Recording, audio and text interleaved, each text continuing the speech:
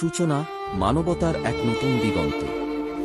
মানবতার জন্য ভালোবাসার স্মৃতিকে জীবন্ত রাখার জন্য জন্ম নিয়েছে এক নতুন আশ্রয়, এক আলোকিত নাম, সূচনা মেমোরিয়াল ট্রাস্ট।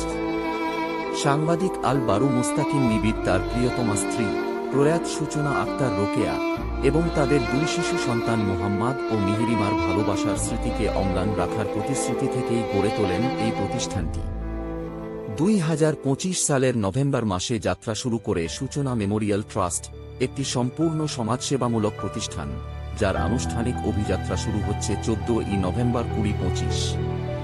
এ প্রতিষ্ঠানের লক্ষ্য শুধু সাহায্য নয়, বরং মানবতার পুনর্গঠন। নারী ও শিশুদের টিবি রোগের বিনামূল্যে চিকিৎসা ও ওষুধ প্রদান, স্বাস্থ্য ও শিক্ষার উন্নয়ন, সামাজিক কল্যাণ সবই এর কার্যক্রমের অন্তর্ভুক্ত। ইতোমধ্যেই সূচনা মেমোরিয়াল ট্রাস্ট শুরু করেছে নানা মানবসেবামূলক উদ্যোগ।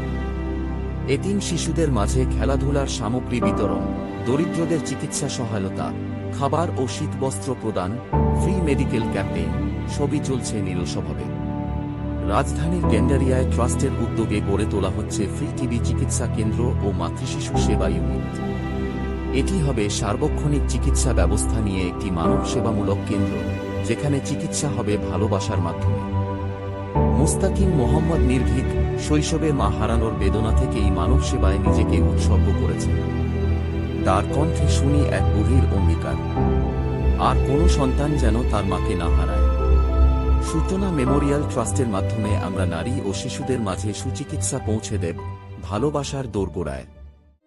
আল বারু মুস্তাকিম নিবিড়। ত্যাগের বিনিময়ে পৃথিবীতে সুন্দর কিছু সৃষ্টি হয়।